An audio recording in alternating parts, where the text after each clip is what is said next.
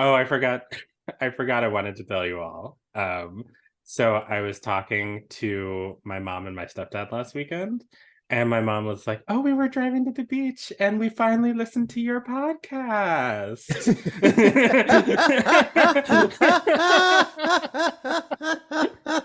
And I was like, "Oh, great."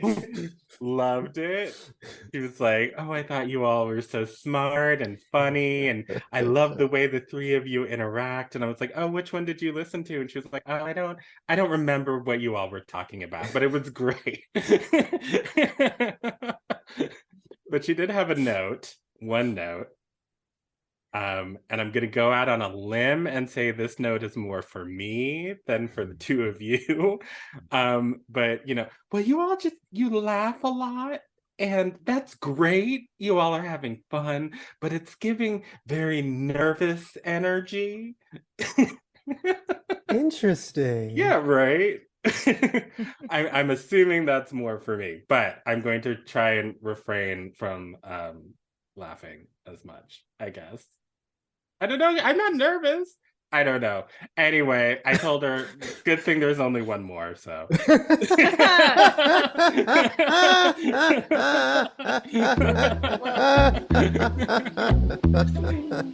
Oh,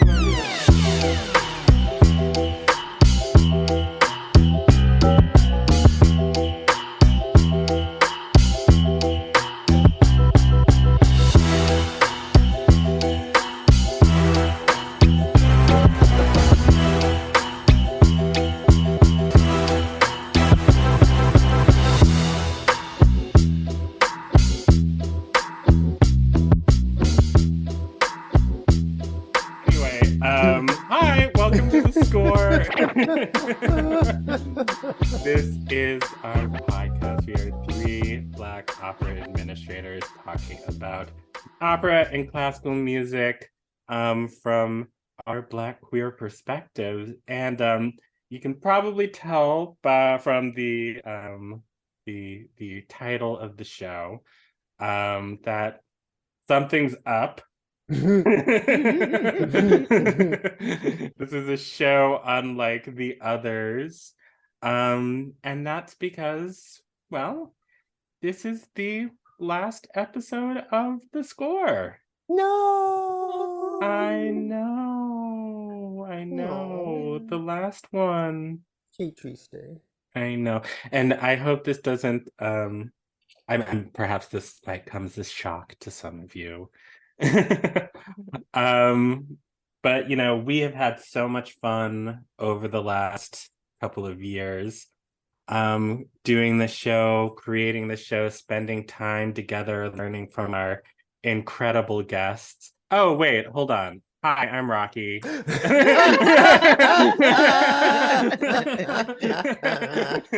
I'm here with Lee and Paige as usual. Hi, y'all. What's going on? But yeah, anyway, this is the last show, and we've had a lot of fun. But this is not going to be the last that you are hearing of us. Because we've got some big, exciting plans for the three of us. The universe has put something big and exciting and gorgeous and lovely and exciting in front of us. So this is not going to be the last time that the three of us are together in your ears, but it's going to be the last time that we are together in your ears as the score. Yeah, the end of an era. It really is. It really is. We don't have all of the dates yet worked out. It's probably going to happen this fall, but we will be creating a brand new podcast called Art Class. And if you've been listening to us for a while, we say that this is, a podcast about opera and classical music, but we have kind of gotten away from that because we are three culturistas who have all sorts of interests in all sorts of areas, and being able to talk about drag and birth work and activism and TV and movies and pop music and all of the other things, Beyonce, all of the other things that we are interested in. Definitely Beyonce. Because this is actually a Beyonce podcast where we occasionally talk about other stuff. The Beyonce cast. The B cast. Oh, maybe we should call it the B cast. Ooh, wait.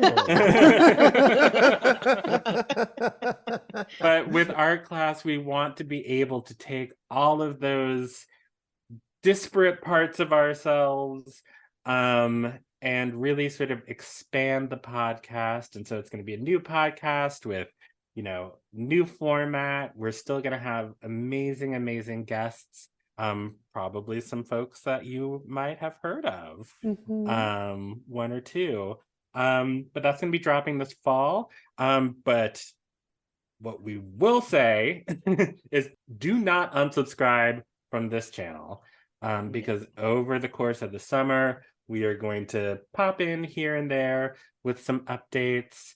Paige and I are going to the Renaissance tour. Sorry, Lee. So I cannot imagine we won't have something to say about that.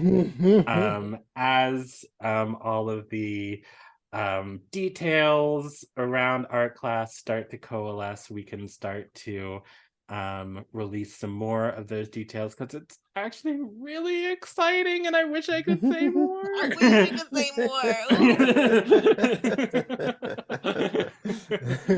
But the universe has blessed us. That's all I will say. Amen. Yes.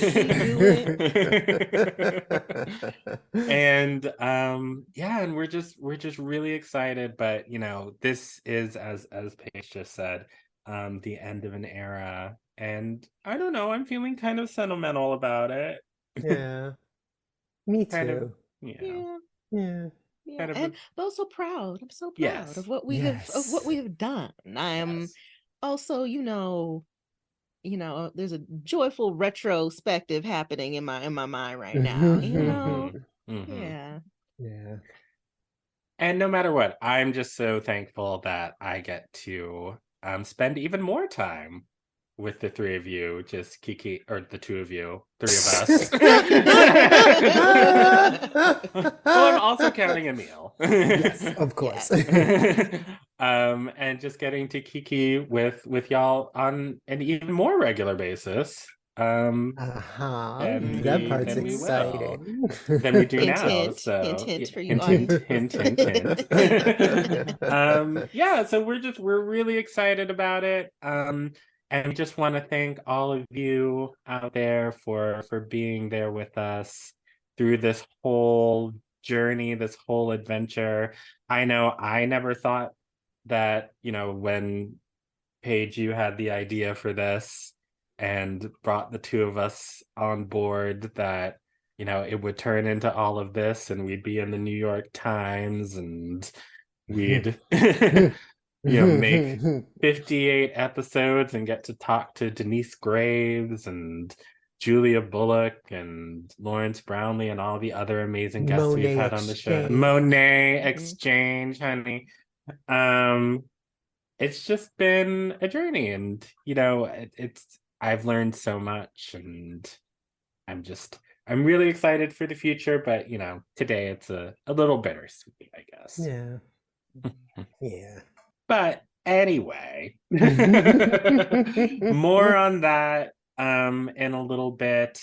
But don't unsubscribe. Stay subscribed to this channel, and we will be back periodically throughout the summer to tell you more about our adventures. But now that cat's out of the bag, meow.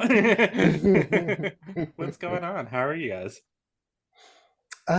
Good. It's been an eventful last couple of weeks, but things are going well post-apocalypse with all of the horrible air quality a couple of weeks ago. All that horrible air quality came right over here and said hello. Sure did. Nobody was spared. Nobody was spared. No. But do we go ahead. No, I was just going to say I have been out and about in the city, doing things, seeing people, meeting people. And I just want to shout out really quickly a show that I saw just last night, based on a movie that I loved in college called Monsoon Wedding by a really brilliant director, Mira Nair. So she's also directed that movie. There's a musical. I saw it last night. Really? Yeah, it's fantastic. My friend Fernanda Douglas, with whom I worked at the Dream Unfinished Orchestra, was conducting the show, and all South Asian cast and an almost all South Asian audience as well. It was fantastic. I highly encourage people to go see it, playing at St. Anne's Warehouse in Brooklyn, but it was really great there's something that's amazing that happens when you get underrepresented performers performing in front of an audience that is underrepresented in the same way, right? Telling a story. Their people. Yes. Their people. Yes. The energy was different. You know, people were singing for their lives. They were dancing for their lives. It was really funny. The costumes were beautiful. It was great. And it was also kind of a reminder that many of us have the same immigrant story. Like, you could have swapped out everybody in this being an Indian story for this being a West Indian story, and it would have resonated in a very, very similar way. But yeah, I loved it. So I really wanted to say, like, if you can get a ticket, because it was sold out. And I was also super excited to see that it was sold out, because that means that people are aware and are coming out. So yeah, that was a cap on a super busy week. That sounds fun, though. I got quite a bit of secondhand joy just from hearing that. Secondhand joy, that's a great name for a segment on a podcast. Somebody should write that down. Okay, all right, I'll write that down. Trademark.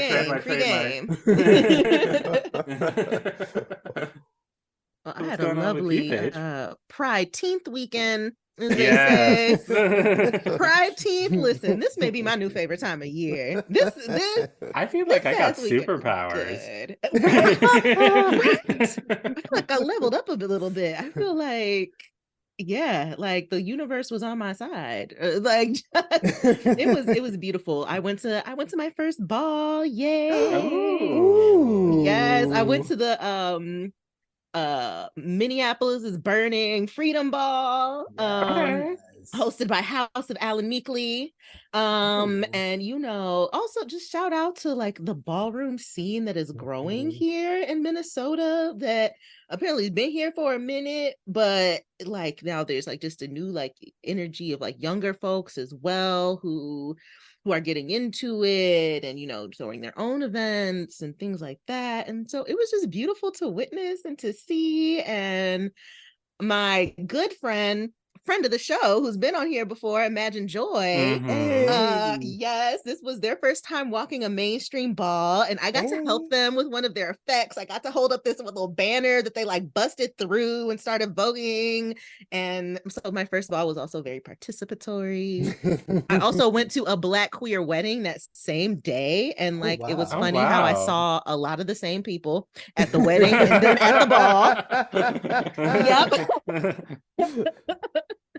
And then later on at the saloon as well, same people, same crowd. And then on Monday, I went to Soul of the South Side Festival in South Minneapolis. That was just so fun. It was like a block with several shops. I think Arbiter Brewery, Moon Palace Books, and I want to say, is it Hook and Ladder? I can't remember. Another restaurant that's on a similar block, very, very close up, like literally across the street from the police precinct that burned down during the uprisings. Right. So, it's kind of like there's various ways that the community reclaims that space, but it was just so beautiful and Black, and there was music and there was food, and I kept seeing people I know. It was one of those things where you go to and every 5 steps you take, it's like, my friend was tired of me because I kept stopping to talk to people. Tired. I kept stopping to have conversations, and they were like, okay, girl, I'm gonna go get a drink. You just have your fun. So people were outside. Black people were outside having a good time this weekend. Hot. it was hot, but that is, I mean, again, Minnesota not being the blackest place in the world, I I savor moments like this and weekends like that. So it was wonderful. Also, shout out to Kenna Cotman, who is an amazing artist, organizer, and just like real pillar in the arts community here. And I really enjoyed listening to them hosting a live show of KRSM radio during the festival, and just knowing how much they were a part of like organizing like the talent, and someone who's constantly just uplifting Black creators, like, and is very serious about Black, like, and uplifting Black people and being unapologetic about it. Kenna got on the mic and reminded everybody, including the white folks who were there having a mighty good time, what Juneteenth is actually about. Yeah, I just want to appreciate and shout out them and the ways they uplift the community, because I could see it all over the festival. And yeah, it was lovely. I feel like I got like an injection of like just Blackness and queerness just straight into my veins, and feel great. That sounds amazing. Yeah. Ooh. Black-teenth. Queer-teenth. Pride-teenth. That's it. But I kind of like Black-teenth too, but maybe that's already saying the same thing. I feel like it's a bit redundant, but Pride-teenth. Yeah. Pride-teenth. Yeah. I like that. Yeah, because I went into the gym on Pride-teenth and lifted 300 pounds with my little body 12 times. What? Yeah, superpowers. Okay.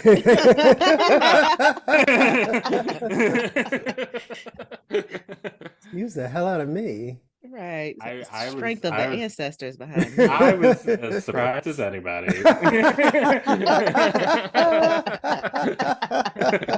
there's a video on Instagram if you don't believe it. Well, shall we get to it? I know a couple of weeks ago we were advertising our Juneteenth Pride-teenth, maybe panel.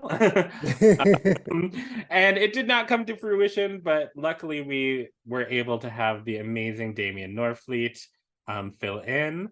But we do this week have our third annual Juneteenth panel, hosted by our very own Lee Bynum. And Lee, do you want to give a little intro?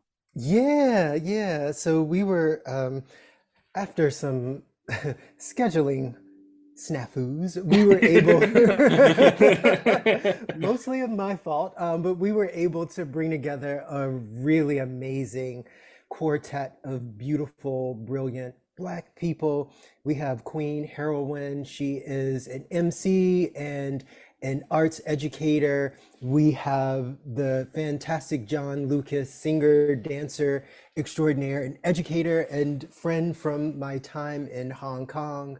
We have the great Dacia Washington, who is a current collaborator at Lincoln Center and all-around extraordinary person, and also Grammy Award nominee and educator Curtis Stewart, whose album is out now. You should really go out and get it because it's fantastic. And we're having a conversation about the intersection of Blackness and arts education, how we think about our art relative to teaching our kids. What are we really needing to focus on with our kids right now to make sure that we are countering some of the nonsense out there that's trying to keep our children from learning about our history and our culture. And also we just have a general kiki about any number of things, but it's a great conversation. And I suspect it's part one of a continuing conversation. You know, maybe part two is happening in art class at some point, maybe. Okay. But yeah, super excited for everybody to hear it and get some perspectives on how we are thinking about this across disciplines. So, you know, it's bringing together classical music, hip hop, theater, dance, and more in this conversation. So let me know what y'all think. Well, I can't wait to hear it because that all sounds like amazing to me. So so I can't wait. And luckily, I don't have to wait because it's happening right now. We'll be right back.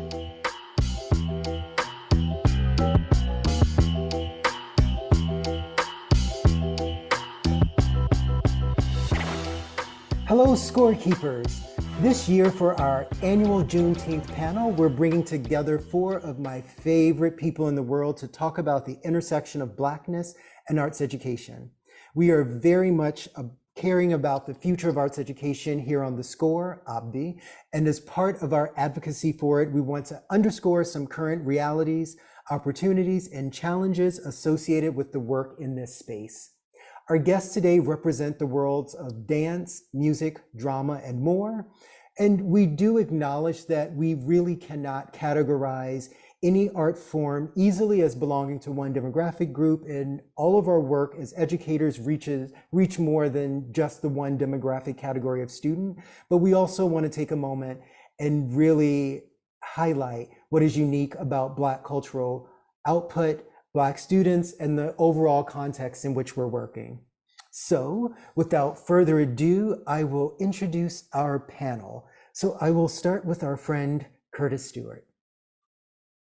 Hello, everyone. I'm Curtis Stewart. I'm a violinist, composer, coming to you. I'm a faculty member of the Juilliard School and the artistic director of the American Composers Orchestra and a member of the Public Quartet. Thank you for being here today, Curtis. Happy to. And next we have Dacia Washington. Hi, Lee. It's Dacia Washington. I work for Lincoln Center Education, Lincoln Center for the Performing Arts. I'm an actress, director, educator, and I'm thrilled to be here, part of this conversation today. I'm thrilled to have you here, and it is not nepotism that brought you here at all. Next up, Queen Herawin. Hello, everyone. Queen Herawin. I am the Chief Curriculum Officer at the Hip Hop Education Center. 20 years in education, the education department or field, and also an MC. So I've been in that field as well for 20 plus years also. It's a pleasure to be here. Thank you so much, Your Majesty. And last but certainly not least, John Lucas. Hello, everybody. My name is John Lucas. I am a singer, actor, dancer, and a hand model. I am a proud member of Actors Equity and the Screen Actors Guild. And I'm also the president and CEO of Step Into the Light, which is a 501c3 nonprofit that provides educational and arts programs and resources to underserved and underprivileged youth with a targeted focus on the Black freedmen community. Thank you, John. And I definitely want to share with everyone that John and I go way back across decades and continents, and I'm super excited to have him with us today. So I just want to jump right in and sort of get to the thing that brought me here as a topic area, because I've been really concerned about the ways that we've been seeing growing consternation around perceptions of what critical race theory is, and the sort of large-scale retreat from teaching topics from Black culture and history in public school classrooms. So the first question I want to throw out to the panel: how has this affected your work, and how are you approaching interacting with Black students considering this context that exists for all of us right now? And any of you can jump right in with this, because I'm sure it's touching everybody in some way. I'll jump in. I'll jump in and say, this is Queen Herawin. I'll jump in and say that I think that in education and as an educator, and right now more so curriculum development and writer, there is a responsibility and consciousness with how we approach education by consciously infusing, making a choice to infuse our cultural relevancy into the conversation for students. And I say that mostly because of a sense of identity and connection. This is who we are, this is what we do. So previously, very recently, although I did leave the classroom in a formal sense, I was teaching in Mount Vernon, New York. But even before then, I've also, shout out to John, Step Into the Light. I've taught in Chicago. I lived in Chicago for 4 years as well. And so there is a real part of what we do and who we are, and infusing Black culture, Black identity, Black history through the arts, and just generally speaking into curriculum, into instruction, so that there can be a sense of self, a way for us to communicate and connect with the youth that's authentic, a way that feels real, a way that makes it feel like there's a sense of just again identity, just again identity. And I think as an educator, once you create a space where there's some sense of self-reflection, there's some sense of yes, I belong here, yes, I am here, then actual learning, growth, expansion, creative expansion, and conversation can happen. So for me personally, there's always a consciousness with infusing who I am, who my students are, and how Black culture plays a role into the creative and educational space. My guess is that's everyone here on the panel, but I would say certainly a sense of consciousness and awareness as you develop and create curriculum that aligns and identifies with who we are and who they are, so that growth can happen. Yeah, absolutely. And I'm curious, Queen, just as a quick follow-up, in the hip hop space, do you feel like you've had maybe more or less freedom, right, in this particular political moment to move? Because I feel like a lot of the attention is turned to historical topics, and I'm curious if maybe things that are a little more contemporary slide through sometimes. I appreciate that question, Lee. I think that it's interesting what resonated. Obviously, I heard everything that you said, but the one word that really stood out was politics. And I think when we're talking about education, what word connects with me with politics is administration. Yeah. Right? Because administration becomes the political stance, and where you have a sense of freedom and flexibility or don't, in order to infuse who you are and your perspective and approach to education and how you choose to connect with students. So you either have an administrative, aka political team, who's willing to support, understand, and foster growth and be aware and cognizant of the children and the population, or you don't, and then you're placed into two spaces. One of those where you either don't infuse that sense of Black excellence and Black culture into the curriculum, or you take your chances and you do, and you deal with the consequences of whatever that is. And that's real for us too as Black educators, and educators of color. So you're either taking the chance to say, well, if the administrative team does not necessarily support this, I'm going to supersede that and understand the population and how relevant and important it is for just identity, growth, expansion, learning. Or you have a team that's supportive and allows for that and encourages that sense. I will say this, I do think that we're growing.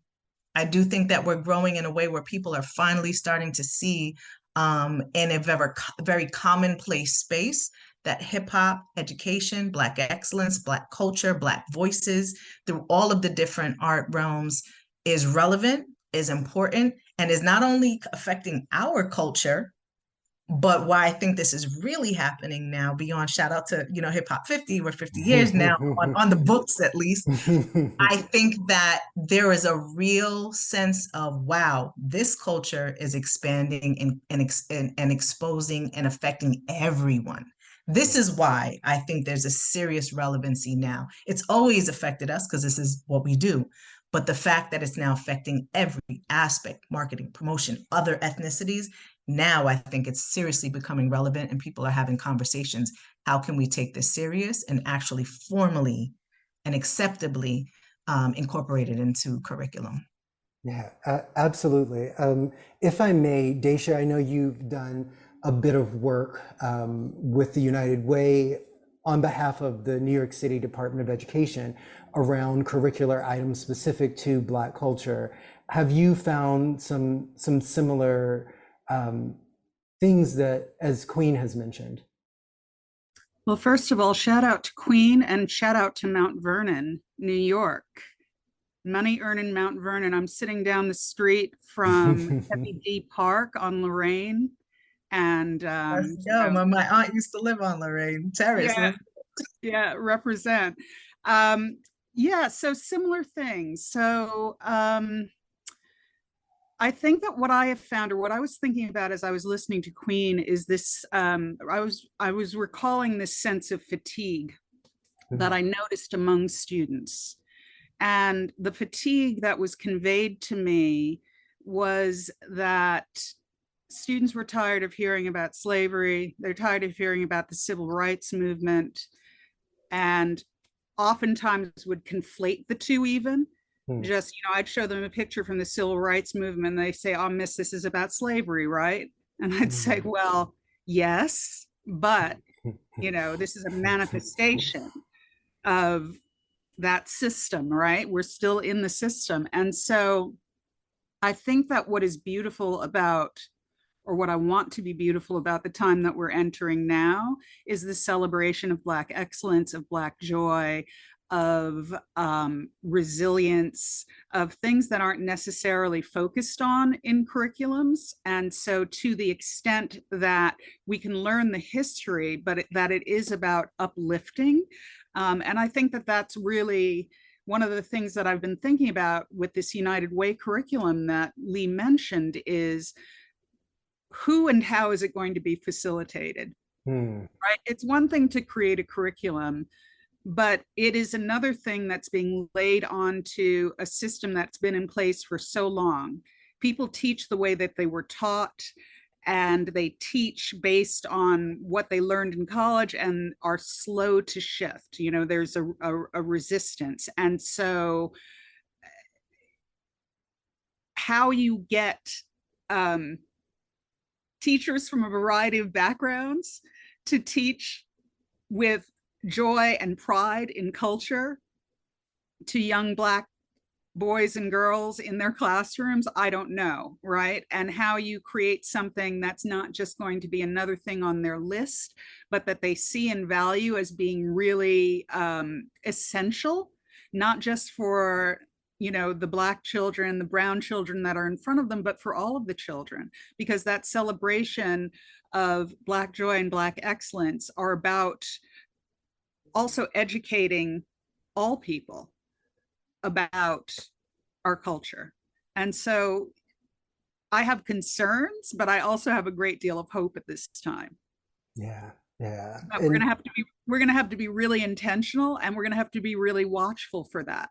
It can't just be like, another day of celebration, or it's Black History Month, so let's talk about this. It needs to be at every juncture of history. Black people have been a part of forming that history, particularly in this country. And it hasn't all been about struggle. There's been joy, there's been accomplishment, there's been artistry, and that's what we need to lift up.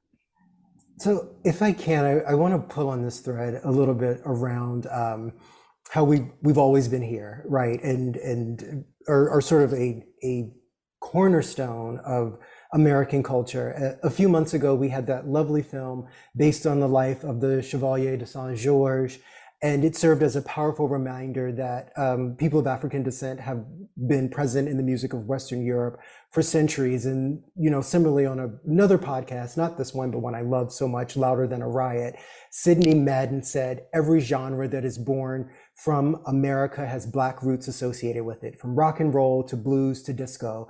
The fingerprints of Black creators are all over what makes American music so unique. And I would also argue American dance, period, right? So I'm curious, how is this reality informing the work of the folks on the panel?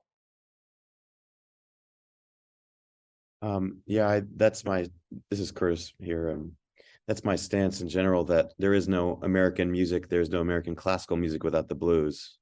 I mean, even if you look to the people who are hailed as, our great American masters, the ones that make it into the quote unquote history books, Copeland, Bernstein, Adams, all these people, there's blues in all of that. And that music has been put in a different place, literal place.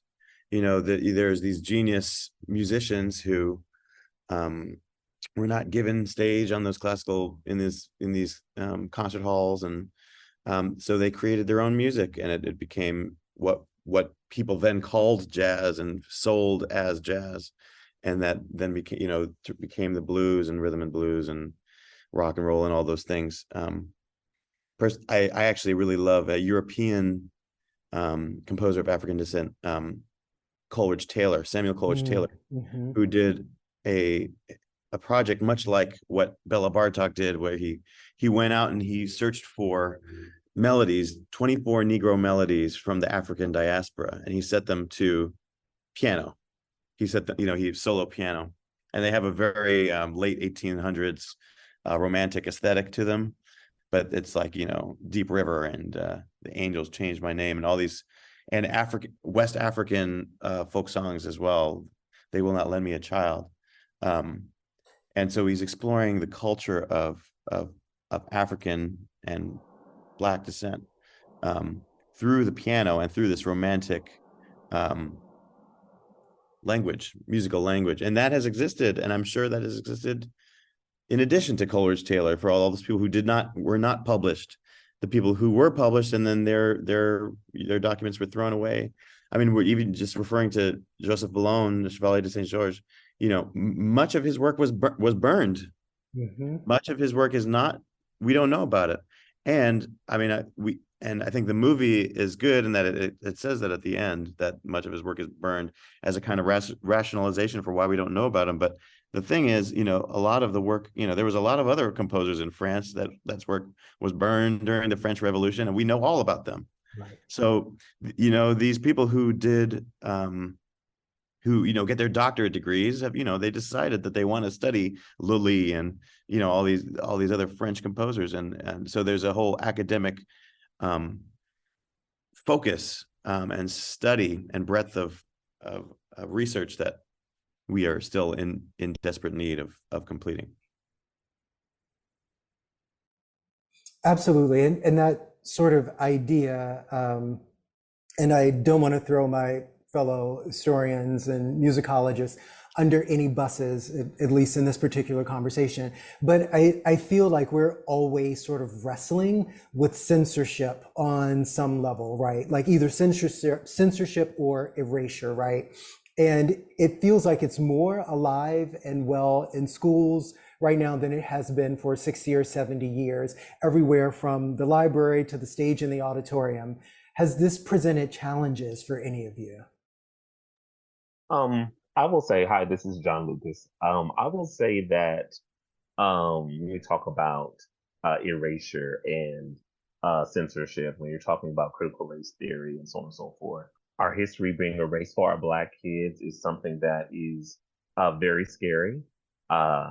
We're in a time where the youth are enlightened in ways, but also in ways they are behind. And it is because a lot of their history has not been taught to them. It has not been discussed.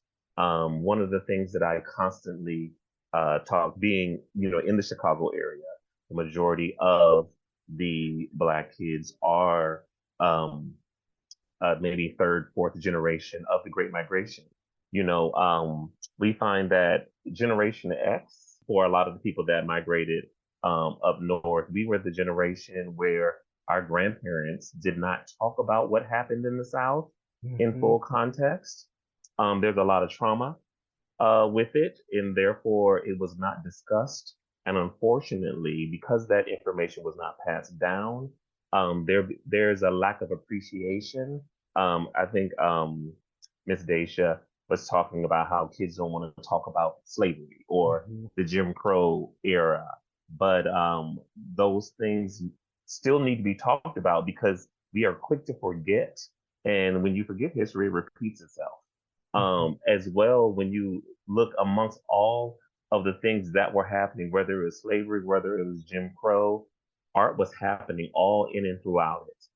And so with that history, we also need to be talking about the culture of art in its many different forms and how it influenced and created many nuances of the Black experience, in the hopes that it will ignite a fire in this new generation of youth so that they will become our next artists and feel that they actually can explore their talent and do so. Because as Queen Herawin was talking about politics, politics does, it can dictate the culture of the society. And I think one of the worst things that could have ever happened in modern history was when the Reagan administration cut the national endowment for the arts in half.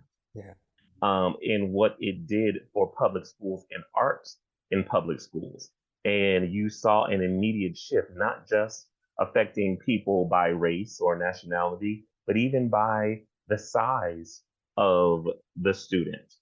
There became an automatic shift of athletics being pushed on tall kids. I was a singer in Jubilee in Las Vegas. It was one of the last Las Vegas showboy and showgirl shows. And they're in Las Vegas, they are known for their tall dancers, right? And so the shortest showgirls at the time of the inception of Jubilee was 5'8". Those were the shortest girls on the stage, and it was a cast of 80 people. I think 80 people was the whole total cast. And the shortest girls were 5'8". The tallest girls were like 6'1", 6'2", all dancers. Well, come 20 years later, they had to lower the height requirement. Why? Because all of the tall people did not have the option to be dancers now. They were the girls were automatically pushed towards volleyball, towards basketball, right? And so there you go. You see a political shift happening right then and there. They take the money away. The government takes the money away. Well, now there's less access for school for kids that don't have a privileged household that can provide arts to them, and it therefore will determine what type of product we get in our youth. And so it's all tied together, but I think politics is huge, whether it is, they're trying to decide what kids should learn or what access they have to the many different arts that are important to the growth of our youth. John, let me ask you a quick follow-up, because that's such an interesting point, and one that I wouldn't necessarily have put together. But one thing that I've been noticing, a lot of how kids are communicating with each other around dance is through TikTok, right? Like you see that is, maybe even a primary mode of how kids are communicating around that. And it's really, really international. And I saw this TikTok last week with these kids from South Korea, and they were dancing to, what was it? I'll Be Missing You, Sean Combs and Faith Evans, right? And they were dancing like it was a fun song because they probably didn't, have the English language skills to know the broader context, right? That this is not quite a party song. But what I thought was interesting in that moment is they also may not have had a tremendous context for the dances that they were doing were, sort of born out of the African diaspora. And are you seeing the erasure also showing up in those kinds of ways? Absolutely. I think that we talk about appropriation all the time now. That is a huge thing that is, happening on social media, where a lot of non-Black people will partake in a Black culture, if you will, and make, all of a sudden have 1 million followers and make thousands or maybe even millions of dollars off of things that we experienced or things that we do, whether it is joyful or whether it is painful. A lot of our art was created amongst pain and sorrow and trauma. And then they take whatever, whatever they feel they can and put it in their essence or their being, and all of a sudden it becomes this different thing, and the society as a whole is led to believe that us as Black people had nothing to do with that, when it actually is all us.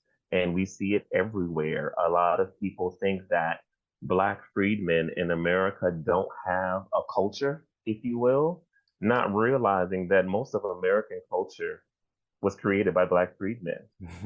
Black culture is American culture because we created it all, you know. And so that is also when we talk about explaining history and so on and so forth. That's where things get lost. I tell kids all the time. Remember that Black people created hip hop, but unfortunately, if you go to Broadway Dance Center in New York City and you look at a hip hop class, it is all white and Asians taking that class, right? And unfortunately, the Black kids whose ancestors created that dance can't afford. It's the ghetto. Yeah, thank you for that, John. And it gets me thinking. I'm thinking about the TikTok dances. I'm thinking about flossing. I'm thinking about the ideas of appropriation. And one of the things that we're reckoning with at Lincoln Center is the ground that we stand on, right? And so not only the art forms that are based in Black traditions and Black artistic practice, but, you know, erasure and displacement of a Black community that was vibrant, right? And one of our projects this summer will feature young people learning to do the Charleston, which if you look at a lot of movie clips, you will see, you know, your white flappers with the blonde hair doing the Charleston and whatnot. But that is a dance that came out of Charleston, South Carolina, and based on West African Juba dance. And, you know, so helping or being a part of reaching back to these traditions, right? And reaching back to this joyful thing that was part of one of the first all Black revues on Broadway, and letting that be known, right? Letting it be known that this dance comes out of this community, comes out of dock workers on the Upper West Side, where Lincoln Center, a bastion of Western arts practice, sits, and that we, you know, we were there, right? So kind of, I think what's really important is that we start to take it back, right? Just because there has been erasure doesn't mean that we can't rewrite the book and retell the story. And that doesn't mean just in a book, but to create spaces and places and a sense of being able to stand in the history with young people so that they are carrying it forward, so that a young person can go home and say to their family, "Ma, I didn't know that the Charleston was a dance that was based on West African dance. I didn't know that there was this vibrant artistic community where Lincoln Center now stands. I now see that this organization is reckoning with its history. And that's something we need to do, right?" That's Absolutely. something that, yeah.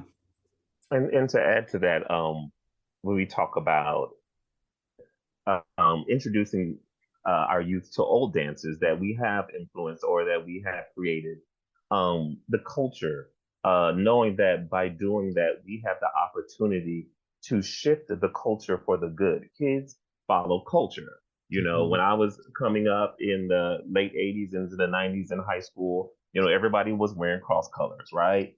And, you know, that was the thing. It was the culture. And whatever the culture was, it's what you did. And I think it's important for us as educators to know that if we get enough of the financial backing and the manpower, we have the influence to actually shift the culture for the good, get more kids into the arts, playing instruments, you know, going into different forms of dance other than hip hop, because they're made to believe that that's the only dance form that they can do, you know, and understanding that, you know, just truly understanding how powerful the word culture is, whether it's Black culture, whether it is, you know, culture in the community and in the things that are common in the community. It definitely has a huge impact on the trajectory and the potential span of what a child would be able to reach. Absolutely. And Curtis, did you have a follow-up to that? Yes, everybody's saying so many beautiful things that I'm going to have a hard time consolidating my thoughts right now, but I was just thinking about applying this to the classical sphere, where a lot of what we learn is not necessarily our culture. A teacher actually once asked me, they were trying to teach their kid, a person that was not a Black or brown person, they were trying to teach their students who were Black and brown about Negro spirituals on the violin and things like that. And so at that, and they said they got pushback. And so the reaction question to that was, are we allowed to teach this music to our kids? And my thought was that is the wrong question. The question is, how do we reference the people where this came from? How do you bring people into the classroom to teach that music? How do you go into their places of wherever that music is coming from them, so they can teach you, the teacher, so that it's like a two-way street? Because in classical music, nobody gets upset when I'm playing Mozart, so why everybody should be able to do this thing, and we should be able to cite and enjoy the origin stories. I was thinking about, the culture thing that you were talking about. It's like, that's where our superpower comes from. When we understand our origin story and what's underneath the concrete of Lincoln Center, what's this thing living underneath and if we don't actually talk about it and unearth it, then it just remains there dormant. And it's almost like, we don't get to tap into our superpower. And I can see those stories being told in that way for kids, so that history is truly one version of a story, and not the absolute truth. Because with every generation, they will understand it differently, especially as they get to know more about various cultures and times. Absolutely. Queen, do you have a take on this as well? I just, like Curtis said, I just feel full. I feel like I'm eating. This is food. I'm so excited. I'm so grateful to be in this space with you all. I'm inspired. I just had a couple of thoughts just from what I'm hearing from what everybody is sharing. And something that Dacia said that really resonated and stuck with me, as you talked about the Charleston, right? And I think what's imperative too, and a way or a tool or a technique that we can use, is this idea of, I literally had to write down notes, like I have notes. So I was thinking about this idea of contrast, using contrast as a conduit for conversation. And through that contrast, so like the past to the present, using it as a bridge to inform students, to inform our children, right? Our children, really, in essence. Even again, as Curtis said, if you're teaching, Bach, Beethoven, Mozart, it's like, why not? So using the past is what I'm saying. That contrast, again, as the conduit for conversation to help teach and educate. So bridging that gap, having a sense of, well, why is it relevant here? Well, that dance originated from here. That song, those lyrics really came from here. And when you think about hip hop culture, very similar to this idea of sampling, right? You're rocking out to this, whether it's something 90s, but that was sampled from Ohio Players, in the early 70s. It really came from there. So again, it's about that contrast, creating the conversation through something in the past, but bringing it to a sense of relevancy now.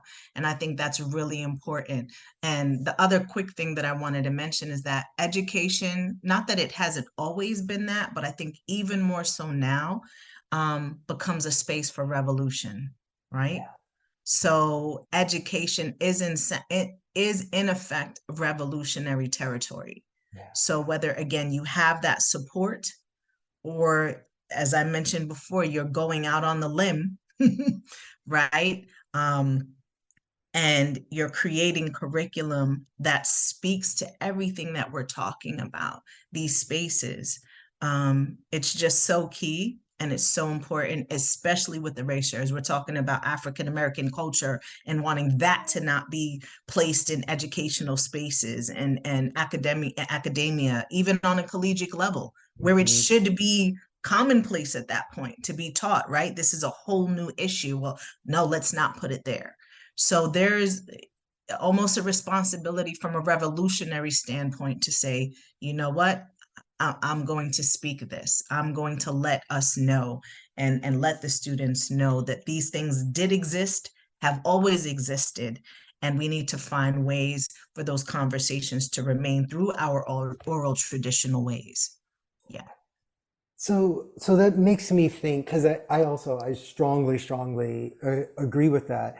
What are the things and the topics from Black culture that we should be teaching that we're not, right? So I'll give you an example. A dear friend and colleague, Unli at Lincoln Center, has curated a presentation of whacking this summer on campus. And I was super excited to see that, because I definitely feel like the influence of queer Black people is frequently erased from all kinds of conversations, right? It's given me a lot of great ideas for some future educational planning. Where else are we missing opportunities to talk about things that we have done and that we continue to do that we want to make sure that our kids know about? I quickly want to say this and let the other panel members, because again, Dacia, joy, celebration. Finding ways where we can have a sense of pride, ownership, right? We are inventors, science, math, arts. And so uplifting, enriching, informing, because those are the things that are not really taught and celebrated. Yeah. Those are reasons why it's like, really, we did do that? Absolutely. And so, yes, slavery, civil rights, Jim Crow, that's a springboard in order to be indicative as to our inventiveness, our resilience, but now telling the other part. Yeah. And oftentimes the celebration, the joy does not want to be told, because that is what's uplifting. That is what's inspiring. That's what's revolutionary and transformative with our students. And then it's the fear of what happens when that information is imparted on our youth. So it's telling that part. Part B, what happens after? Not just the cause, but the effect, what happens. So I just wanted to quickly throw that seed out there, because the joy in the celebration, that's often what's left out and what we have to honor and share with them to inspire them to keep going, because it gives a sense of identity and pride. Thank you. Absolutely. As well, to add to that, we talk about the joy and celebration and togetherness. Even when we talk about slavery and what was happening during that time, we weren't allowed to play drums. We were not allowed to convene amongst each other, because the minute we got to singing and dancing, we'd be ready to whip ass, right? Because it would ignite a fire, in us. And that should be talked about, how they try to strip everything and try to push another culture on us, how it's still, even as they try to push another culture on us, we still come through the cracks, right? But there's also been a lot of things that were looked down upon, or that our culture has looked down upon in the past, that is innate to our being and our culture, that we don't realize, because we did not take the time to really, look into the history, or we were not told about the history, So when I talk to kids about, the fact that, there used to be drumming circles, and they would communicate from plantation to plantation through music about what was happening and what their plans were. And they got, the plantation owners got wind of what was going on, and all of that ceased, and so even then, amongst slavery, there was music, was there, art, culture, it was all there. But of course, we just talk, it's very one-sided. And so, as everyone was saying, we need to explore the multifacets and nuances of all of those eras. Absolutely. I love that. And I think in my field, of just to talk about the fact that slavery does exist at all would be nice. I think how it affected just the production of music, and how it affects the way we industry of music in terms of genre and how it's disseminated and who gets what category of what, just to talk about that, and also just to make music from the spirit of that oral spirit. When somebody's playing a drum and you're hearing it and you're communicating and you're going back and forth, there's a sense of improvisation, there's a sense of, but real communication, there's a spirit that goes back and forth. That's something that we wait to teach that until the student is somehow perceived to be a master in classical music. They've mastered their instrument, they've honed their craft, they've learned their scales, and they've played all their Bach, what blah blah blahs. And so at that point, only at that point can they truly communicate. And I think that's a flaw. I think in our music curriculum, we can talk about call and response, we can talk about the blues, and we can talk about playing from a feeling ways much sooner in their teaching, in their studies. But to add to that, when you talk about, you don't get those types of nuances until a person is in their kind of top level of being an artist. Those things need to be taught to our kids, like 8, 9 years old. Those types of little nuggets are really beneficial, and again, can start to shift the trajectory of where a child is going to go. Like, when we were coming up, it was okay to be in the band and play an instrument. Mm-hmm. Now it is not, right? It is not cool. But unfortunately, a lot of our kids miss out because at HBCUs, the football team and the basketball team don't have the money. The bands have the money. So if you want to get a scholarship to go to a HBCU, you're better off playing the clarinet than grabbing a basketball. How about that? But every kid wants to be a basketball player. They want to be a rapper, and a lot of these kids, it's not their calling from Jesus to be this basketball player. I talk to kids all the time, and young boys coming in freshman year of high school. So what do you want to do after college? After high school. And their answer is, after high school, I want to go to college and play basketball. Not, I want to go to college and major engineering or biology and hopefully get a basketball scholarship so I can pursue. They just want to go so that they can say they played basketball. And then my next question is, did you make the school team? Because a lot of them did not, but they still think that they're going to go to college, and play, sports, when they actually would be better off with a trumpet or, some drumsticks in their hands. Number one, unfortunately, when you're in the band, it takes away your street credibility, because it's not cool to be in the band. I often tell parents, if you want your child to really be successful, you have a better chance of them playing an instrument than being an athlete. Factual. Did you get that? I did, and I not only did I get it, I'm proof of it. So, Professor Washington, did you have a follow-up to that as well? Oh my gosh, I am in that place of so many notes and so much going on that I'm going to try and put this together and make some sense of it. But coming out of all this, I'm thinking about the ways in which, thinking about basketball, it's kind of the lane that we've been given, right? And, just like, who's good at basketball? Black folks are good at basketball. And, it feels like a space that was given to us in a way by white culture. And so I'm thinking about interruption and disruption of those ideas.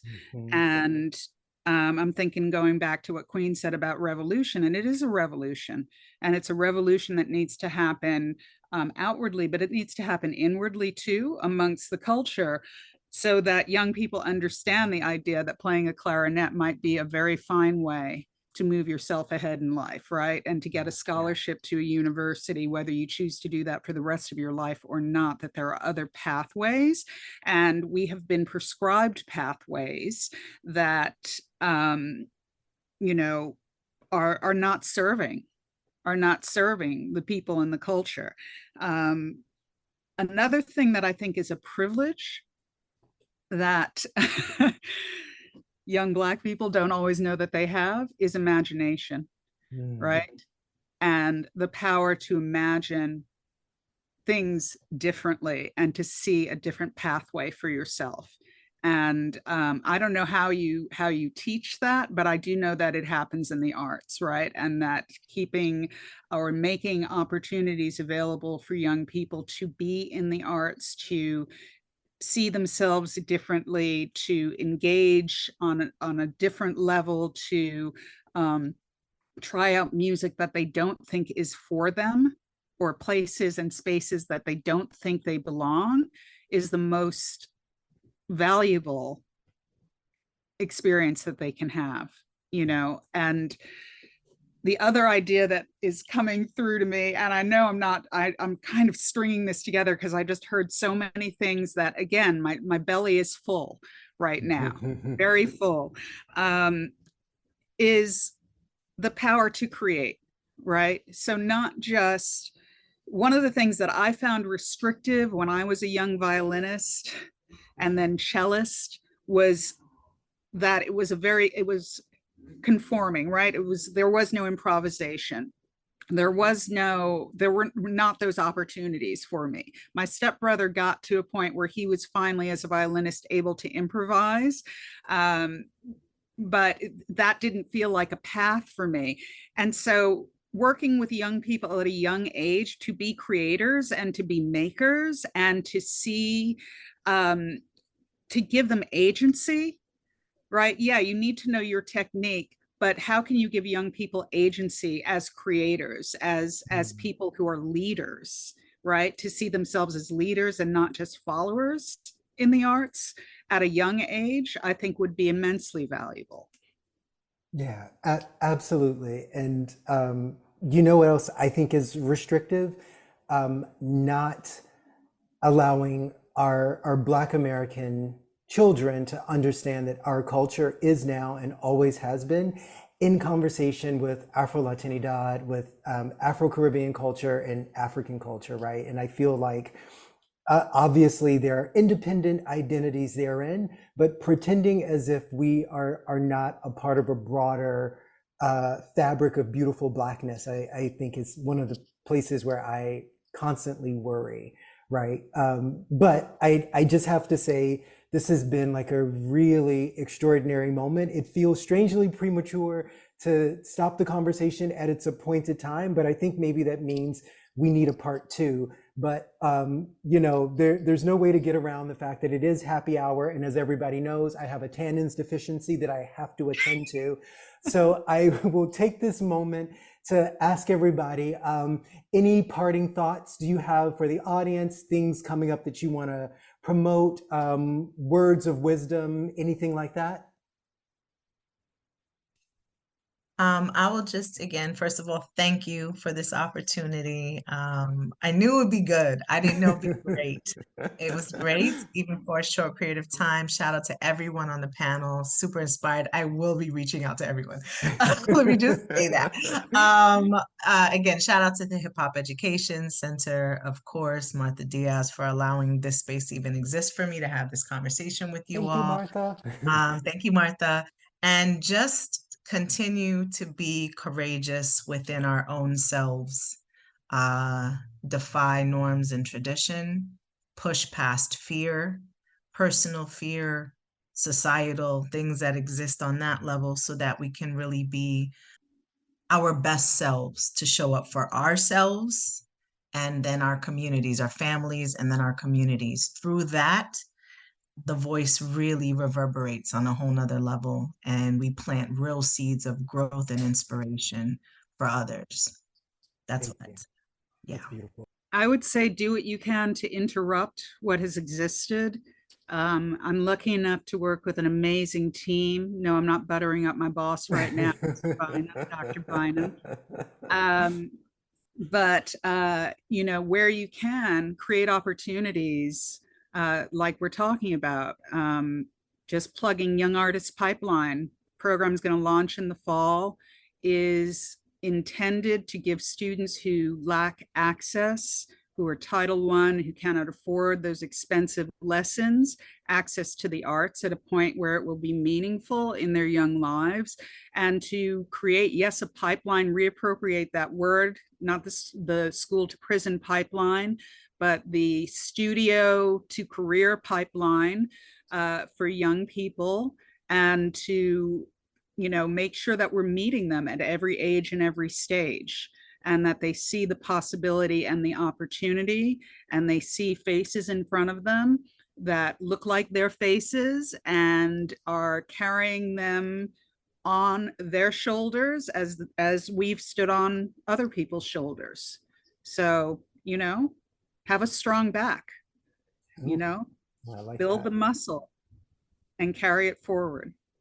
I would this was a wonderful talk. Wonderful. I would say to the parents, if parents are listening, especially if they are in areas of the country where they don't have a lot of access, and it's not necessarily popular to have your child dwell in the arts, don't be afraid to go against the grain. Again, we talk about culture and what everyone else is doing. I think that a lot of times we do our children a disservice by putting them in activities or in spaces just because every other parent is doing it. Really give your child a chance to explore in the arts and see what they really like. To the arts educators, I know sometimes it feels like it is an uphill battle because of the over popularization and exposure of things like athletics and so on and so forth. But know that I commend you for what you do, and that we are all moving mountains, even though sometimes it doesn't feel like it. And you can also take a look at my website and my nonprofit at www.stepn2thelight.com. Yeah, I just piggybacking off of what everyone has said. Just because you haven't seen it doesn't mean it's not out there, and that's just because you haven't found it doesn't mean it's not out there, and doesn't mean you can't create it. And the next step is there's all these organizations that the five of us are a part of, and there's so many more out there in the world that we're looking for you. So just let us know. And since you didn't say it, Curtis, I will say it. Curtis has a new album out. It's absolutely amazing. It's been played nonstop in this house, and it should be being played nonstop in your home too. So thank you, Curtis and Queen and Dacia and John, for being here today. This was absolutely amazing. And to all of the scorekeepers out there, happy Juneteenth. Goodbye, everybody.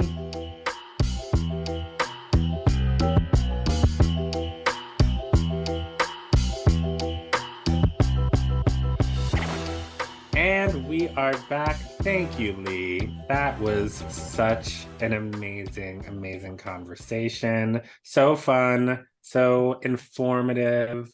Y'all are just... I don't have words. Brilliant.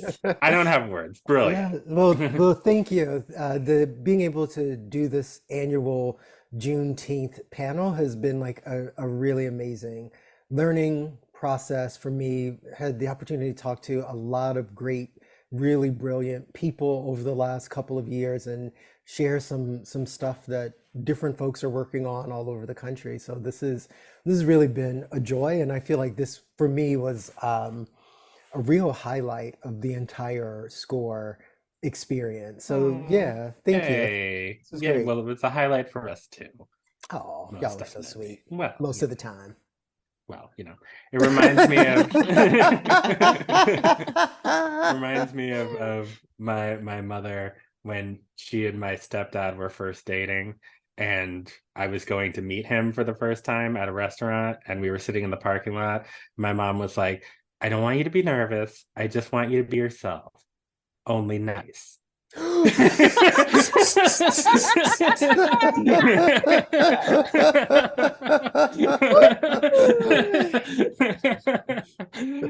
Anyway, Okay. it's time for our favorite segment.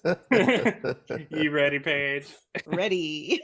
And a what? And a do. And a what? 2, 3, 4. It's peanut butter jelly time. Peanut butter jelly time. Peanut butter jelly time. Peanut butter jelly. Peanut butter jelly. Peanut butter jelly with a baseball bat. Peanut butter jelly. Peanut butter jelly. Peanut butter jelly with a baseball bat. Peanut butter jelly. Peanut butter jelly. PB&J time. So smooth. Yes, everybody, it is time for one last pure Black joy where we talk about the people, Black people specifically, places, things, food, music, culture, that is making us happy this week. Who would like to go first? Me. Okay. So reporting from the Antoinette Perry Awards, which happened just last week, honoring excellence in the American theater. They honored a lot of Black excellence, and there are 3 people in particular who I want to shout out and congratulate. First, my very favorite Broadway actress, my first favorite Broadway actress, my current favorite Broadway actress, the great LaChanze, won 2 Tonys this past week for producing Best Musical, Kimberly Akimbo, and Best Play Revival, Top Dog, Underdog, a fantastic play by the great Susan Laurie Parks. So shout to LaChanze, her trophy shelf must be about to buckle because that is quite a feat. So love that. And then 2 Black, queer, non-binary performers. Right? Yeah. Best actor and featured actor in a musical, Jay Harrison Gee, Alex Newell, extraordinarily talented, singing, dancing, acting, beautiful. Also, we're in beautiful gowns, nice gowns, beautiful gowns. Beautiful gowns, gorgeous gowns. Beautiful gowns. Yes. So proud of them. All 3 of them made me really, really happy. Just super excited, proud, glad for all of us in the community, and really glad for kids, because I can tell you that kind of thing makes such a difference. And I can imagine, being 12 years old, if I had seen something like that, it would have probably certainly changed the course of middle school, but like changed the course of my life. Voguing down the hallway on the way to math class. So yeah, that did my old ticker really, really happy to see this kind of representation, and I will just let it hang in the air for those of you who make decisions. Maybe it's also time we rethink how some of these categories are gendered. I'm just going to leave that sitting out there. I know this is a conversation that's already happening, but we should keep on having it until we get to a real resolution. But in the meantime, congratulations to Alex and Jay Harrison and LaChanze. And I am maybe have to come off some ducats and go see a Broadway show, because that made me really, really proud to be a part of the New York theater community. No, I've been on the treadmill lately, just like, help the life and look happy.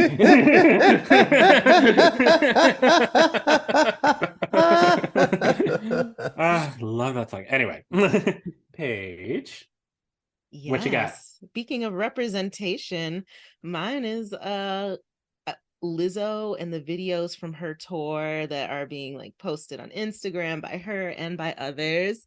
And specifically, my heart melts every time there is a young Black girl or femme who is, a child in a bigger body, who is just getting their life to Lizzo and looking so happy. And I saw, a little photo of like a Black girl she had brought up on stage who like looked very much a lot how I looked when I was younger.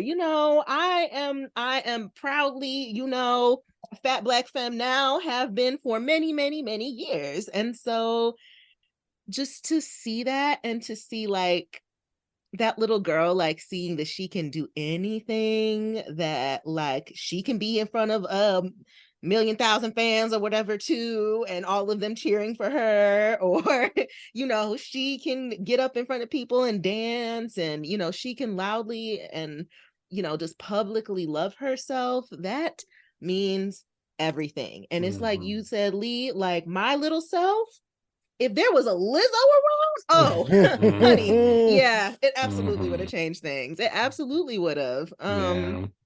And I just think about like how, for how many of us, like that first bit of like doubt and like, as Sonia Renee Taylor calls it, body terrorism, that happens. It happens when we're really, really young.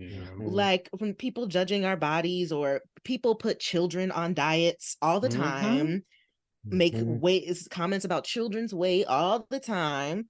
And from a very young age, people are very intolerant of the scientific fact that we have different body sizes and shapes. Like people try to force people into thin bodies very, very young. And so just to see like these children being affirmed, fully affirmed, like it gets me. That representation is so important. It And really I is. love Lizzo's message. She is pure Black joy whenever I see her. And I think like also what she's doing, especially just like a balm for all the other things that especially young folks on social media have, telling them that like their bodies are wrong, or you know, they have so many images in front of them that make them self-conscious and stuff. And so I love that what she's doing to combat that. So yeah, my pure Black joy is Lizzo and all the young fat Black femmes out there who are learning to love themselves through her music. So yeah. No, I wish I had had somebody like Lizzo as well when I was a kid, because I was a husky child and you know, was made to feel, you know, in the late 90s, you know, was made to feel like I was, and it's still a pain that I carry with me today. And to have somebody out there that is affirming these kids so they don't have to go through that is just, it's just a beautiful thing. Okay. I'm not gonna cry. You know, because they have Lizzo, we had Oprah with her wagon of fat. And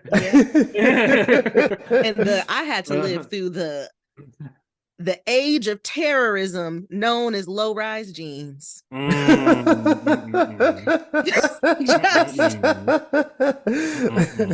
The violence that era wrought upon community. And they're trying to bring it back. I don't understand.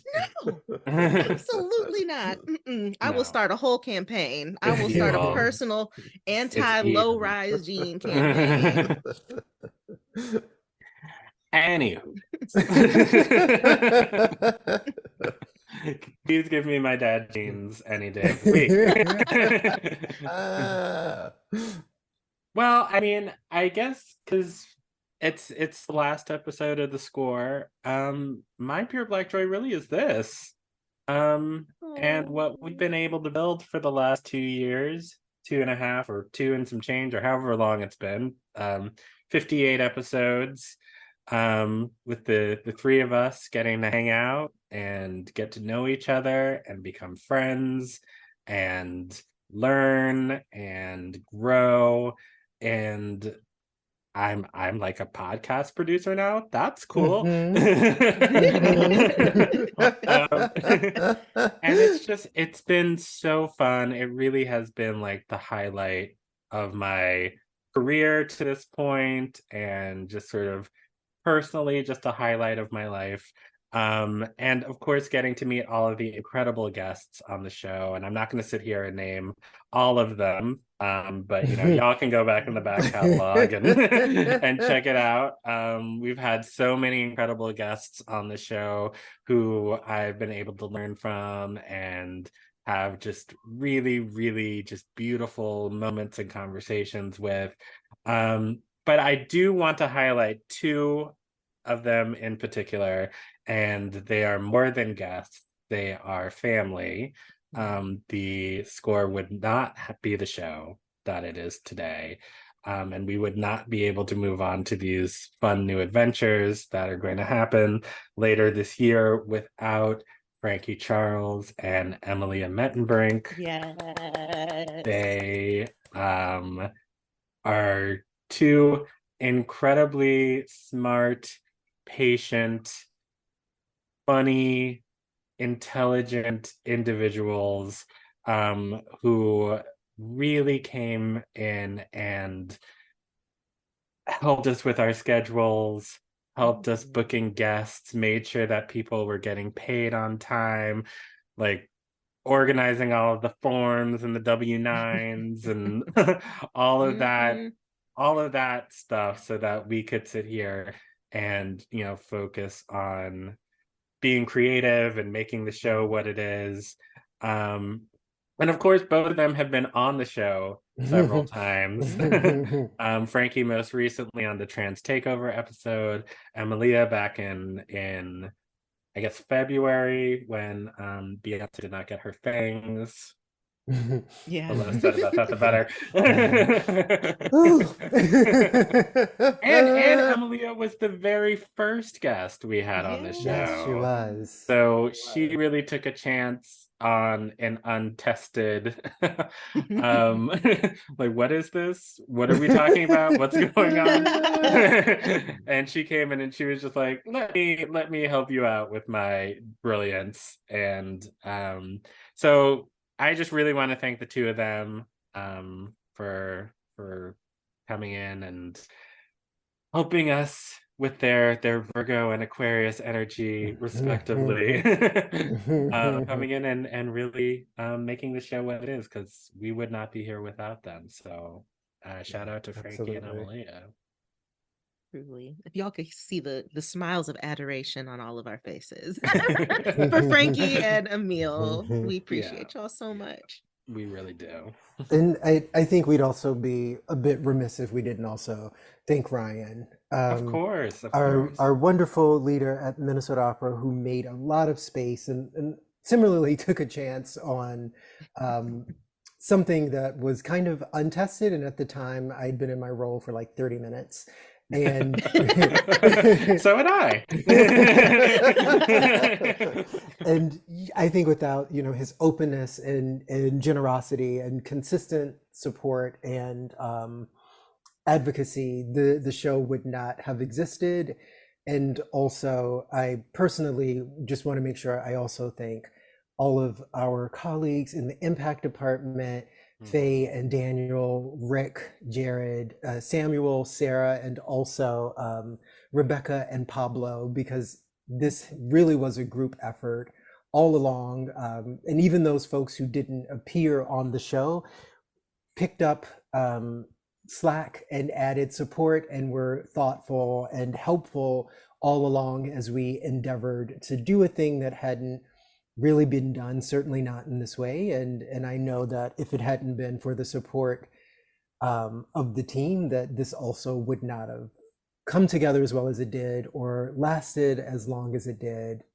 So thank you to all of those beautiful people, all of whom I miss terribly. It was a wonderful time working with all of you, and I still think about you all fondly and pray for your well-being as well.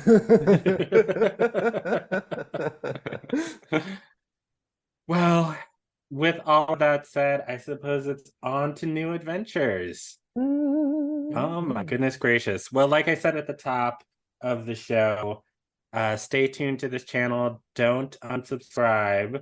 Do not. In fact, leave us some reviews. This is still gonna help us. How many stars would you recommend they leave? How many stars would you recommend they leave? Well, 5, of course. Oh, okay, just checking. Because you know what? I haven't. Should I go and check and see if anybody has reviewed us lately? Yes. All right. Yes. Let's do a second. Let me go do that. Yeah, we'll see if you all did your homework. because you shouldn't come to art class if you're not doing your homework. Thank you. Well. Precisely. Well, there doesn't seem to be any. I see reviews. Where? There we have a 4.7 out of 5 stars. Oh. 22 ratings. Ooh, someone's a hater and gave 1 star. Who are you? You know who it is. We have to cut that out. We're recording.